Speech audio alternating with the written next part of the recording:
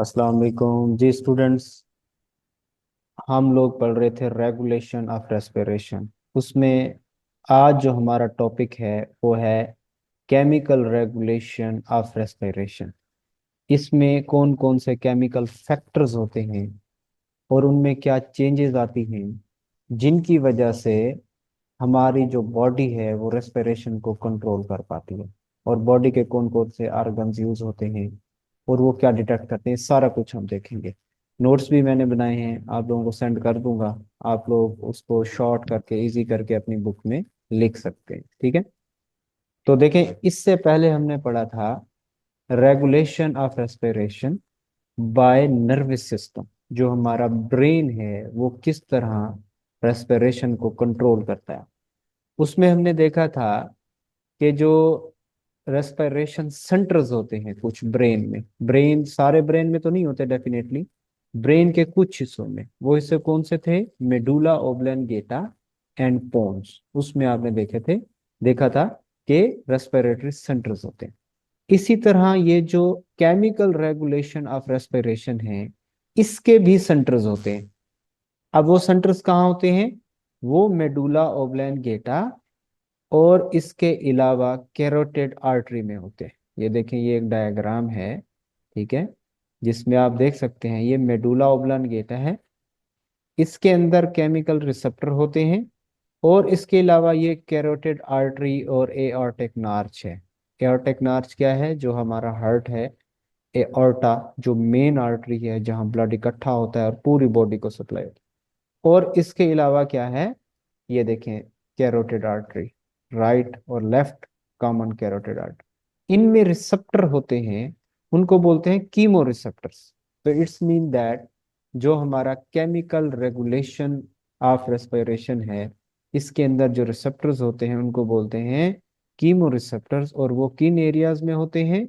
Medulla oblongata में और carotid artery में। ये आप लोगों ने देख ली, आप लोगों को एक स्केच बन गया।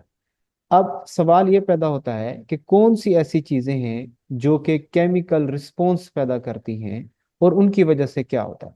देखें, कुछ केमिकल फैक्टर्स हैं, उन फैक्टर्स में क्या क्या शामिल है? कार्बन डाइऑक्साइड, ऑक्सीजन, ठीक है, एंड हाइड्रोजन आइंस, इनको बोलते हैं केमिकल फैक्टर्स।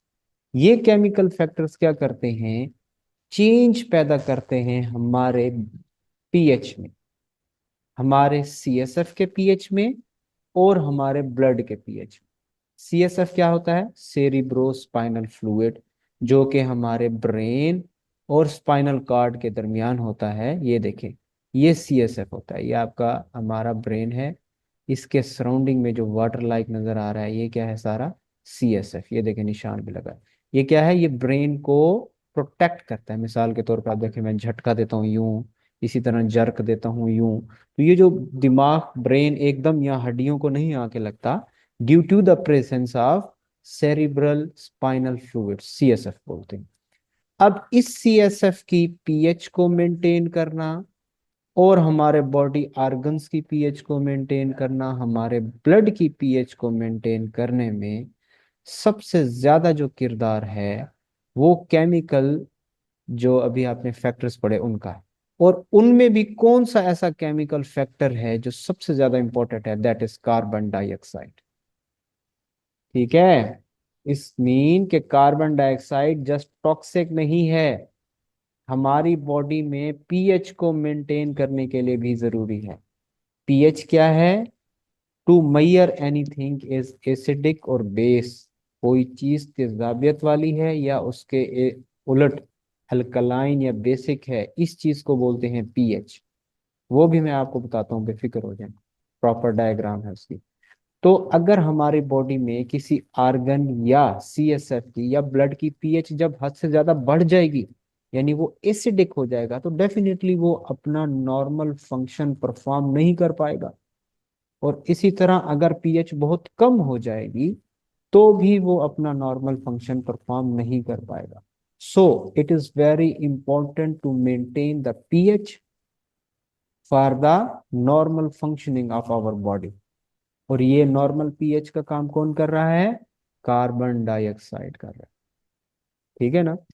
तो इसलिए हमें पीएच के बारे में सबसे पहले पता होना चाहिए। देखिए स्टूडेंट्स, पीएच के बारे में बता चुका हूँ कि कोई चीज एसिडिक है या बेस है, इस चीज को मालूम करने को क्या बोलते हैं, पीएच। ये एक पीएच स्केल है। पीएच क्या होती है, 0 से लेकर 14 तक होती है, 1 से 14 तक, 1 से 14 तक।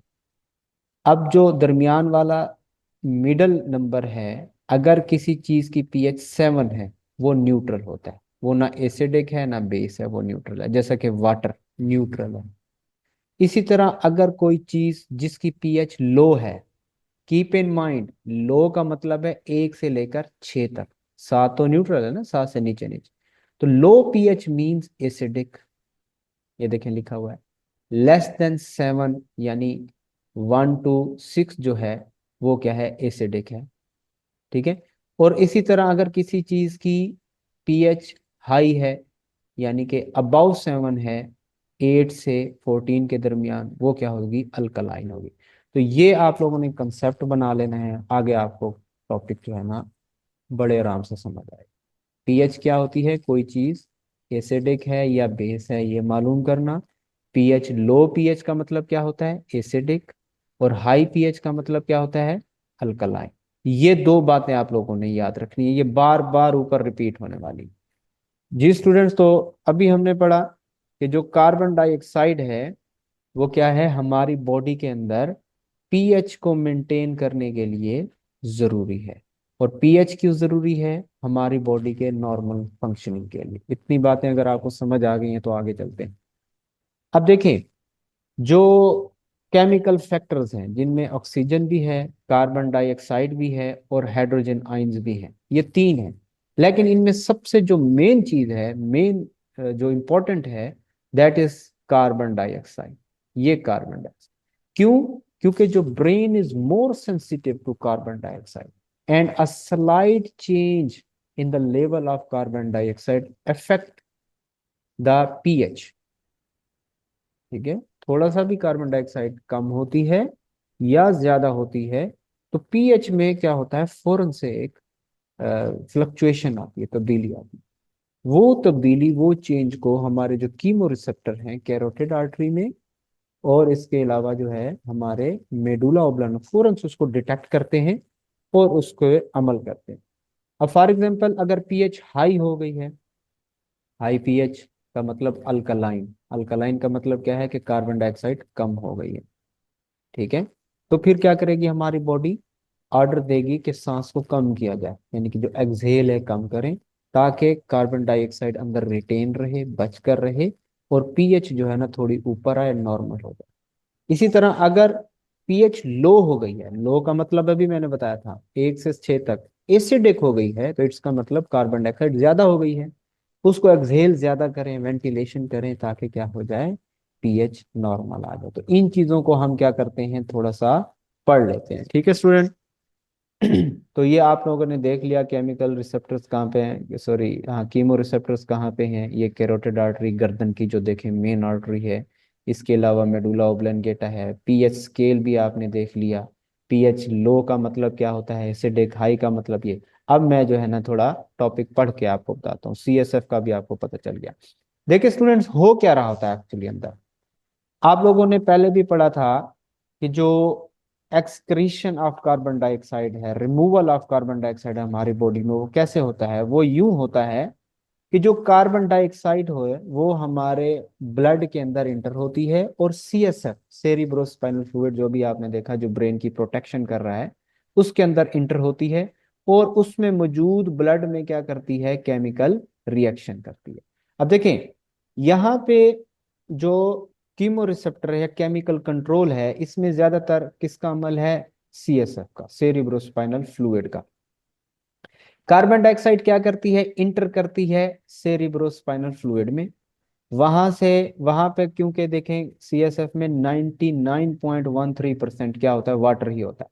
तो डेफिनेटली कार्बन डाइऑक्साइड फौरन से रिएक्ट कर देती है वाटर के साथ, और क्या बना देती है, पहले जो आपने पढ़ा था रिमूवल ऑफ कार्बन डाइऑक्साइड में, जिससे 70% कार्बन डाइऑक्साइड रिमूव होती है, क्या बना देती है, carbonic acid. Once can I repeat, first step में क्या होगा, कार्बन डाइऑक्साइड CSF में इंटर हुई, वहां पे वाटर था, उसके साथ केमिकल रिएक्शन किया, तो क्या बना दिया रिएक्शन के नतीजे में, कार्बोनिक एसिड।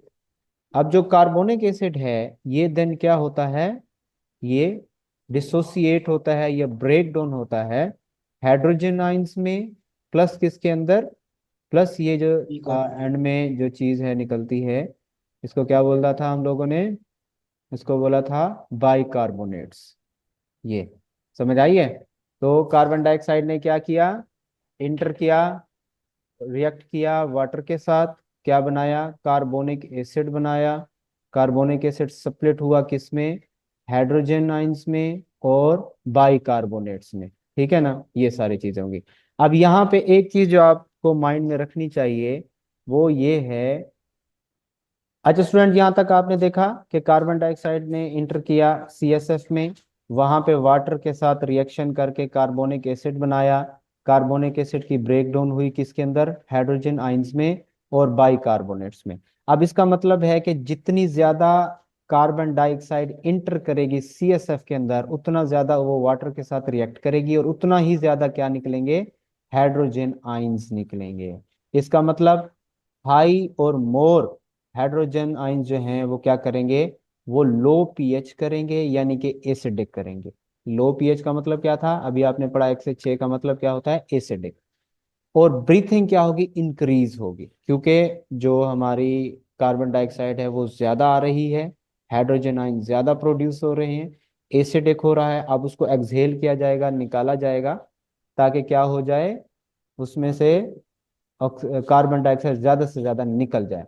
अब अगर लो या लेस हाइड्रोजन आइंस हैं, इसका मतलब कार्बन डाइऑक्साइड क्या है, कम है, कार्बन डाइऑक्साइड क्या है, कम है। तो कार्बन डाइऑक्साइड इसमें इसके नतीजे में क्या होगा, जो पीएच है वो हाई हो जाएगी, यानी कि बेसिक हो जाएगा, और ब्रीथिंग क्या हो जाएगी, रिड्यूस हो जाएगी, डिक्रीज हो जाएगी, ताकि ज्यादा से ज्यादा कार्बन डाइऑक्साइड को अंदर रिटेन किया जा सके। तो सारा प्रोसेस यही होता है। अब जिस स्टूडेंट को यहाँ तक समझ आ गया, सारा टॉपिक समझ आ गया। सिंपल सी बात लिखनी है कि carbon dioxide can penetrate into the CSF, एक बैरियर होता है, उस बैरियर को बोलते हैं BBB, ट्रिपल बी। उसका होता है ब्लड ब्रेन बैरियर। जो हमारा CSF है ना, इसमें हर केमिकल इंटर नहीं हो सकता, सिर्फ चंद एक केमिकल्स इंटर हो सकते हैं उस बैरियर को क्रॉस करके, उसमें ये जो है ना एक कार्बन डाइऑक्साइड है। तो कार्बन डाइऑक्साइड अंदर जाती है, वहां के वाटर के साथ रिएक्शन करती है, कार्बोनिक एसिड बनाती है, कार्बोनिक एसिड जो है ना ब्रेक डाउन होता है, हाइड्रोजन आइंस बनता है। इसी हाइड्रोजन आइंस की वजह से पीएच या ज्यादा हो जाती है या कम हो जाती है। और इस सारी चीज को डिटेक्ट कौन कर रहा होता है, कीमो रिसेप्टर्स। कीमो रिसेप्टर उसको डिटेक्ट कराते हैं, कहाँ पे होते हैं, मेडुला ओब्लंगेटा और कैरोटिड आर्टरी में। तो ये सारा कुछ है, टॉपिक बेसिकली यही है। अब मैंने इसको थोड़ा लिखा हुआ भी है, अब इसको सुन लें प्लीज।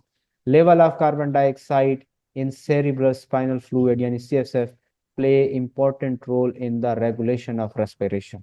रेस्पिरेशन में क्या करता है, ये अहम किरदार अदा करता है। कैसे करता है, it causes change in pH of CSF। ये जो CSF की पीएच है उसमें क्या करता है, चेंज करता है, ड्यू टू इंक्रीज और डिक्रीज ऑफ कार्बन डाइऑक्साइड। अगर कार्बन डाइऑक्साइड इंक्रीज हुई है या डिक्रीज हुई है तो पीएच क्या आएगा, चेंज होगा। Carbon dioxide can cross the blood brain barrier. जो ब्लड ब्रेन बैरियर है CSF का, कोई चीज इंटर होने नहीं, उसको क्रॉस करता है और CSF में चला जाता है। इन CSF, अब CSF में क्या करेगा, carbon dioxide react with water, water के साथ रिएक्ट करेगा और क्या बना देगा, कार्बोनिक एसिड। अब ये जो कार्बोनिक एसिड है डिसोसिएट या ब्रेक होगा किसके अंदर, हाइड्रोजन आइंस में और बाइकार्बोनेट में। अब ये बन गया, if carbon dioxide level rises, यानी कि जो कार्बन डाइऑक्साइड का लेवल है वो बढ़ जाता है, तो इसका मतलब है मोर हाइड्रोजन आइंस आएंगे। हाइड्रोजन आयन ज्यादा आएंगे तो क्या होगा, जो CSF होगा वो क्या होगा, एसिडिक हो जाएगा, यानी इसकी पीएच क्या हो जाएगी, लो हो जाएगी। लो पीएच का मतलब क्या होता है, एसिडिक। अब इसका मतलब कि more carbon dioxide, more hydrogen ions, और क्या हो जाएगा वो CSF एसिडिक हो जाएगा, यानी उसकी जो पीएच है वो क्या हो जाएगी, लो हो जाएगी। ठीक है, ठीक है स्टूडेंट्स, यहाँ तक आप लोगों ने देख लिया। अब आगे चलते हैं। कीमो रिसेप्टर्स क्या कर रहे होते हैं, इस सारी चीज को डिटेक्ट कर रहे होते हैं। कीमो रिसेप्टर मेडुला ओब्लंगेटा में detect this change. The brain increases the breathing rate. अगर CSF में जो है ना पीएच लो हो गई है, यानी कि हाइड्रोजन आयन ज्यादा हो गए हैं, तो फिर ब्रेन क्या करेगा, जो ब्रीथिंग है उसको ज्यादा कर देगा ताकि कार्बन डाइऑक्साइड रिमूव की जा सके, क्योंकि ज्यादा हो गई है ना, रिमूव होगी। ठीक है ना। अब जब रिमूव होगी तो जो हमारी पीएच है पहले लो हो गई थी, अब वो उठकर क्या हो जाएगी, नॉर्मल हो जाएगी और सब ठीक हो जाएगा। अब दूसरी सिचुएशन ये होती है कि अगर कार्बन डाइऑक्साइड लेवल्स ड्रॉप, अगर कम हो जाए नॉर्मल से ही, तो डेफिनेटली भी जो पीएच है वो क्या हो जाएगी, अल्कलाइन की तरफ यानी ज्यादा हो जाएगी। और जो एनवायरनमेंट हो जाएगा सीएसएफ का वो क्या हो जाएगा, यहाँ पे वैसे बेस आएगा, ठीक है, इसको सेट कर लेना, अल्कलाइन आएगा, ठीक है ना। सेंट्रल कीमोरिसेप्टर इस चीज को भी डिटेक्ट करते हैं। अब क्योंकि कार्बन डाइऑक्साइड की कमी है, तो जो सांस लेने का प्रोसेस है वो क्या हो जाएगा, स्लो डाउन हो जाएगा, ताकि मैक्सिमम कार्बन डाइऑक्साइड को क्या किया जा सके, रिटेन किया जा सके। तो ये मैंने सारा लिख भी दिया है, जिस चीज को एक्सप्लेन किया है, ठीक है ना। बाकी ये कुछ फंक्शंस लिखे हुए हैं। अब पूरा चैप्टर आप लोगों ने पढ़ लिया है तो डेफिनेटली फंक्शंस आपको आएंगे। क्या क्या फंक्शंस हैं जी, कि एक्सचेंज ऑफ गैसेस होती हैं रेस्पिरेशन से, maintenance of acid balance, acid base balance, अभी आपने देखा कि अगर पीएच कम हो जाती है तो एसिडिक हो जाता है, हाई हो जाती है तो अल्कलाइन, लेकिन इसको मेंटेन रखने के लिए क्या है, रेस्पिरेशन जरूरी है, और इसमें किसका किरदार होता है, कार्बन डाइऑक्साइड का। मेंटेनेंस ऑफ टेम्परेचर, डेफिनेटली जब एक्सपायरेशन इंस्पायरेशन होती है, हवा अंदर आती जाती है, तो जो हमारा एनवायरनमेंट है वो क्या हो जाता है, वो उसका टेम्परेचर भी मेंटेन होता है। एक्सक्रीशन, अब इसमें देखें, जो हम सांस ले रहे होते हैं इसमें अमोनिया और दूसरी चीजें भी क्या होती हैं, निकल जाती हैं। वेनस रिटर्न भी होता है, ब्लड प्रेशर भी जो है ना मेंटेन रहता है। और प्रोटेक्टिव फंक्शन, जैसे आपको स्नीजिंग होती है, ऐसे खड़े खड़े अचानक से आपने स्नीज किया, छींक दिया, तो क्या हुआ, कुछ फॉरेन बॉडीज एंटर होने की कोशिश करते हैं, तो हमारी बॉडी डिटेक्ट करके एक हवा का प्रेशर बना के उनको बाहर निकाल देती है। इस तरह कफ भी, अगर गले में कोई चीज हवा की नाली में जा रही है तो कफ होती है। तो ये टॉपिक था, ठीक है। बुक में जो लिखा हुआ है ये देखें, बहुत शॉर्ट सा यहाँ से शुरू करेंगे, लिखा हुआ है, तो आप लोग इसमें देख लीजिएगा, ठीक है। कार्बन डाइऑक्साइड सारा आप देख लेंगे, और इसको नोट से देखकर कंपैरिजन करके आप इसको अच्छे तरीके से कंसेप्चुअल लिख लेंगे। अगर आप लोगों को स्टूडेंट्स सिर्फ इस एक इक्वेशन की समझ आ गई, ये देखिए student, once again I am repeating के केमिकल रेगुलेशन ऑफ रेस्पिरेशन में अगर आप लोगों को सिर्फ इस एक इक्वेशन का कंसेप्ट बन गया कि कार्बन डाइऑक्साइड इंटर हो रही है सीएसएफ में, वाटर के साथ रिएक्शन कर रही है, कार्बोनिक एसिड बना रही है, कार्बोनिक एसिड की ब्रेक डाउन होके ये चीजें बन रही है, तो आपको पूरा ये टॉपिक क्या हो गया, समझ आ गया, ठीक है। आई होप सो कि आपको समझ आया होगा। किसी का कोई सवाल हो तो प्लीज मुझे बताएं।